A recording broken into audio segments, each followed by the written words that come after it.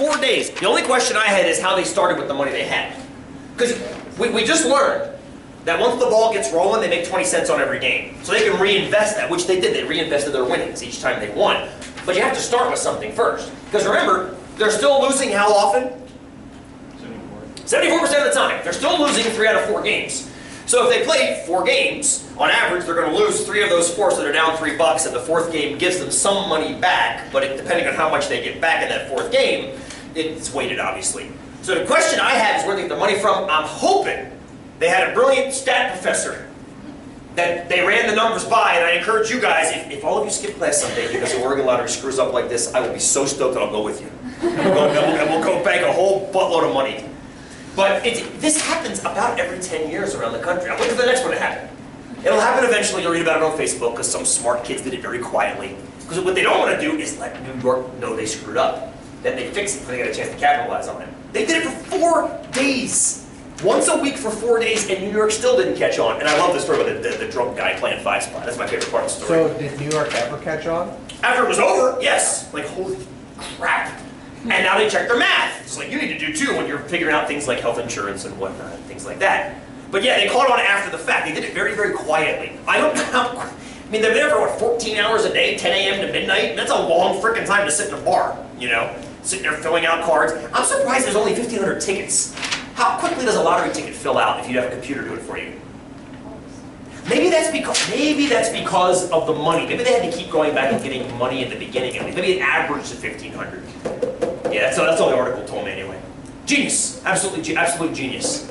Tony, what are you thinking about right now? I think they run every 3 minutes or something. Oh, okay. So you can't just continually feed money into it, have it spit out. It's got to reset. Okay, so every 3 minutes. So over the course of 14 hours, 20 times 14, 280. Okay, I'll buy that. 280 times 5, because they were playing 5 at a time, is close to that 1,500. Okay, I'll buy that. Wait, no, they're playing 20 at a time though. Oh, was it 20 at a time? Yeah, so they're putting down $100 each time. But each card has 20 on it, yes? Yes. So. But I don't know if it's games or number of cards. I don't know. They played the maximum amount of 20 games with each ticket. 20 games with each ticket, with a maximum payoff for each one, right? That they were allowed to do. That's why now their payoffs. Oh, okay. Please realize their payoffs, depending on how much they play, the multiplier is applied to that. But still, it still averages to 20 cents a game. Right. It's never 19.6 cents a game. So every time they play, hand them 20 cents, hand them 2 dimes. And all you gotta do is keep playing. Just keep playing. Don't think about what you're doing, just do it. It's one of the few times in math where nothing's changing and the payout is positive. So pay attention to that kind of thing. I close this argument. If you guys want to turn this, let me do it at the break. Just make a little pile up here. I close this argument with, this is the same mathematics I use constantly in my life to make decisions. Whether it's decisions with Jen and I figuring out, I don't watch television that much anymore, but figuring out which cable package we should use if we shouldn't use cable. Figuring out which health insurance plan, when the school offers a health insurance plan. I think I may have told you this, the high deductible health plan that was offered by COCC. Did I tell you about the background of that? 3 years ago, COCC offered it for the first time. Here's how it works. So there's health insurance offered as part of our package of employment here. And you have like 3 or 4 choices of the level of plan that you can choose from. One of them is called the Cadillac plan. Cadillac plan costs you the most per month. It's the highest, it's called premium, which in fancy words is an ante. You have to ante up to use the health insurance. Okay. It costs the most per month. If you go to the doctor, it costs you the least at the doctor's office. So if you pay $600 a month in health insurance, you might only pay $10 copay at the doctor. I'm on the high deductible health plan, which I pay a fraction of what the Cadillac plan pays per month. But when I go to the doctor, I get hammered. I get hammered with a high copay, high deductible. The maximum out of pocket for the Cadillac plan is much lower than the maximum out of pocket for the high deductible. So why would anybody in their right mind choose the high deductible plan? You don't go to the doctor that often. Because the likelihood of going to the doctor needs to be factored into your computation of whether you should take it or not. If you don't go to the doctor very much, you're not paying copays very much. Make sense so far? Which means the money you're saving month to month in the premium, suppose you're only paying 10% of the premium. That means they're paying, if you will, 90% more than you are. And that money's lost, unless you're going to the doctor. See, if I'm not going to the doctor and I'm paying the maximum premium, I'm basically throwing my money away. Because I'm insuring myself against something that really is never going to happen. Now, I'm not trying to be cocky. I'm trying to be realistic. I'm lucky in that I don't have to go to the doctor very often. But once I realized that, I said, this is brilliant. This is a brilliant plan for people that don't go to the doctor very often. If you don't go to the doctor very often, go with that plan. Because you can then save the money you're not spending on premiums. 10 people, I think 500 people work at COCC, at least did work 3 years ago. 10 people signed up for the high deductible plan.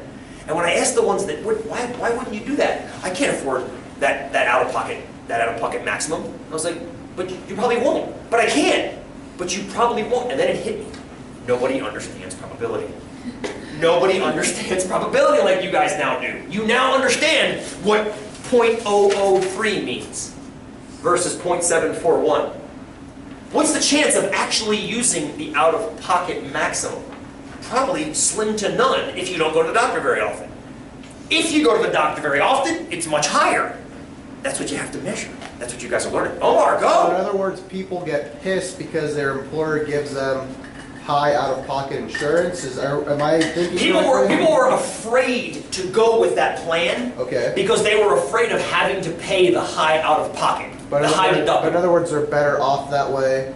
So I'm trying to balance right now. Okay, so right now I'm thinking of my mom and her insurance, with her employer, and it has, I want to say, like a $3,000 out-of-pocket.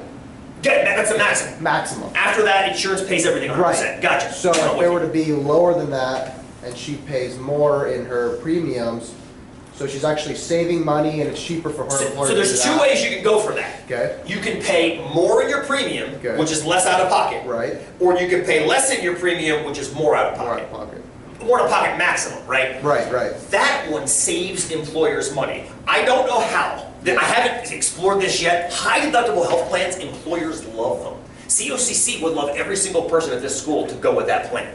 I don't know why. It pencils out somehow budgetarily. So I don't know how it saves them money, but employers love that. And when I found out how it worked, I'm like, let me explain it to the faculty. Let me do something like this for the faculty and explain why it makes sense for some people and who it doesn't make sense for. Some folks it doesn't make sense for, right? Let me teach them how to make that decision. So that's the idea. You have to be able to assign the likelihood of major medical bills at any given year. We're fortunate enough that even with the three of us in the house, we don't have, we go to the doctor for routine maintenance for the most part, except my shoulder this year, but that was pretty small too, regardless, or comparatively. You have to be able to assign, it's not as clear in life. In life, these probabilities right here are far, far more vague. It's not like rolling dice. Is Sean gonna have heart surgery? Sorry, buddy. It's just not that easy, right? You have to look at it from a historical perspective. Like, I've taken care of myself for 40 years. That has certain health benefits. I can factor that in and say, okay, can we say it's a 1 in 5 chance? Is it a 1 in 50? Is it a 1 in 500? Is it a 1 in 5,000? Is it a 1 in 10,000? So far it's 0, but that doesn't mean it won't happen eventually, and then I'm getting old and wear my body out. So, does that make sense? Does that kind of answer your question, Omar? Yeah. So you have to kind of sit and calculate. Yeah, but what I'm just trying to figure out is if people think that they're getting ripped off by having the high premium and paying more, but are they really saving money? But they don't see it because going back to your probability of actually going to the doctor. Right, and I don't know, that's a subjective call that I can't metric with the data I have. All I can tell people, it reminds me of what's called the Dick Cheney rule. He had this famous statement that's mathematically absurd. He said, even if there is a 1% chance of such and such an attack, we must spend every amount of money necessary to prevent that 1% likelihood. And I'm like, that's completely asinine. That makes no sense. You're saying you're going to spend $1 trillion to prevent something that probably isn't going to happen. Yes, absolutely, for the safety of the country. I'm like, no, that's dumb.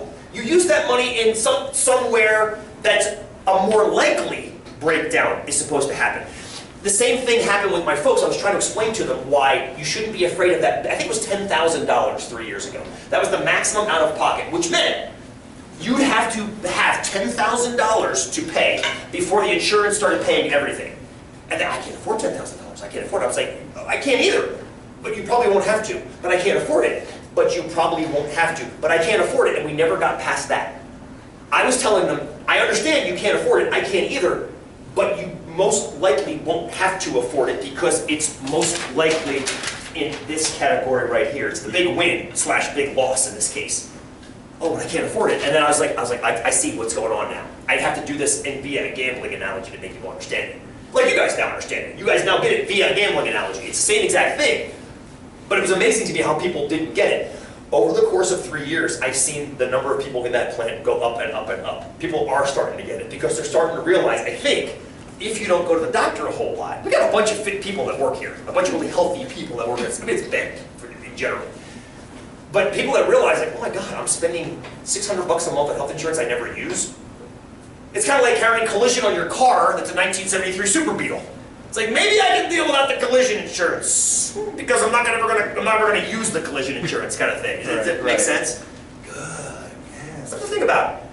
All of it is tied together. It's all tied back to a single die, to flipping a coin, to chuck-a-luck, to this New York State game, to my probability of dying. All of it is the same idea. In a minute, we're gonna do chickens. It's all the same thing. It's all the same. It's all being able to look at all outcomes of an experiment and weight it accordingly. The most powerful idea, I think, of the class. That's what we're going to spend the next 3 weeks talking about. But not right now. You guys look like you need a break. Let's take 5. Yeah, I heard.